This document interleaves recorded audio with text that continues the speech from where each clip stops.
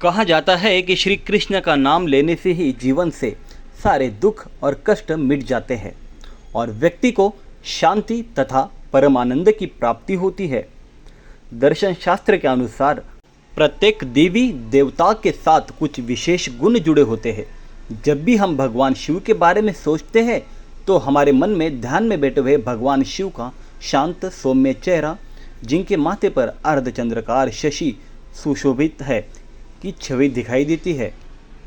जब हम भगवान राम के विषय में सोचते हैं तो उनके विशेष गुणों, विनम्रता, कर्तव्यपरायणता तथा न्याय प्रणता पर ही ध्यान जाता है। इसी प्रकार देवी दुर्गा की छवि में देवी माँ की तरह ही दिखते हैं, किंतु भगवान कृष्ण का व्यक्तित्व ऐसा है जिनके साथ अनेकों गुण जुड़े हैं। वे ऐसे देवता हैं जिन्होंने अपने शैशव काल में ही पुतना जैसे राक्षसी का वध किया तथा अपनी माँ यशोदा को अपने मुंह में संपूर्ण ब्रह्मांड समष्टि का दर्शन करा दिया। उनको एक नटखट चंचल बालक के रूप में भी जाना जाता है, जो बचपन में माखन चुरा कर खाता था, जिसने विशाल नाग कालिया को हराया तथा गोपियों संग मस्ती और लीलाएं करी और बाद में कुरुक्षेत्र की युद्ध भूमि में गीता के रूप में अर्जुन को परम ज्ञान दिया। आज की वीडियो में हम देखेंगे श्री कृष्ण की गोपियाँ और भोजन का व्यर्थ होना, इस कथा के बारे में। भगवान कृष्ण के प्रति गोपियों की भक्ति का उल्लेख किया बिना उनके विषय में कथा कहानियाँ का बखान करना कठिन होगा।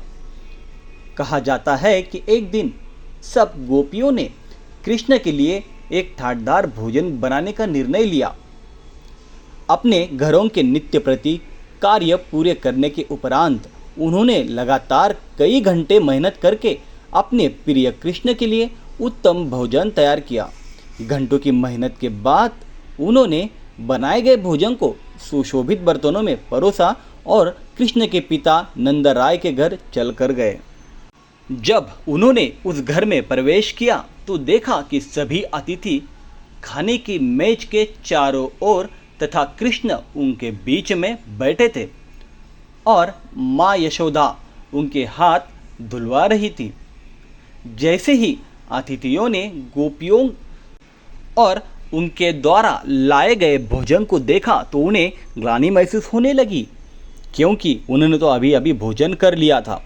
सब ने सोचा कि अपनी मेहनत को व्यर्थ होते देखकर गोपियों का तो दिल ही टूट जाएगा, किंतु गोपियों की दृष्टि तो केवल भगवान कृष्ण पर थी और वे उनकी ओर ही देखे जा रही थी।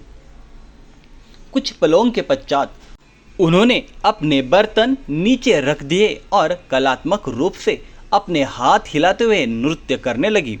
नंदराय, माँ यशोदा और अन्य सभी अतिथिगण ये देखकर चकित हो गए कि इतनी मेहनत से अपने बनाए हुए भोजन को व्यर्थ होते देखकर भी वो इतनी मस्त कैसे हो सकती थी। एक मेहमान ने हिम्मत करके गोपियों से उनकी प्रसन्नता का कारण पूछ ही लिया। गोपियों ने अपने उल्लासपूर्ण नृत्य को रोका और हंसते हुए कहा कि वे तो ये सोच रही थी कि इतनी मेहनत से बनाए भोजन को ग्रहण करने के उपरांत कृष्ण के चेहरे पर जो तृप्ति का भाव आएगा वो कितना दिव्य होगा। जब हम यहाँ पहुँचे तो हमारी आँखों ने कृष्ण के चेहरे को देखा और हमें उनके चेहरे पर तृप्ति का वही भाव दिखाई दिया। इस बात का तो कोई महत्व ही नहीं है कि उन्होंने किसके हाथ का बना भोजन खाया, क्योंकि उनका तो जीवन ही कृष्ण की तृप्ति के लिए है और उनके तृप्त चेहरे को देखना मात्र ही उनके जीवन की सबसे बड़ी खुशी थी। इस अद्भुत कहानी से हमें ये पता चलता है कि देवता कितने तेजस्वी होंगे, जो अपने भक्तों में भक्ति की ऐसी गहरी भावना भर दे, और कितनी महान वो गोपियाँ थी जो अपने इष्ट के प्रति इतनी निष्ठा रखने में समर्थ थी।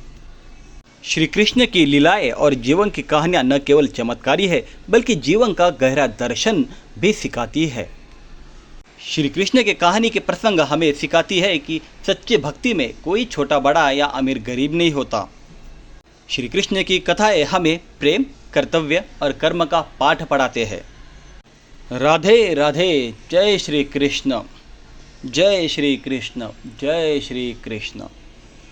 आपको ये वीडियो अच्छा लगा तो इसे लाइक कीजिए, शेयर कीजिए और साथ में चैनल को सब्सक्राइब करना ना भूलें।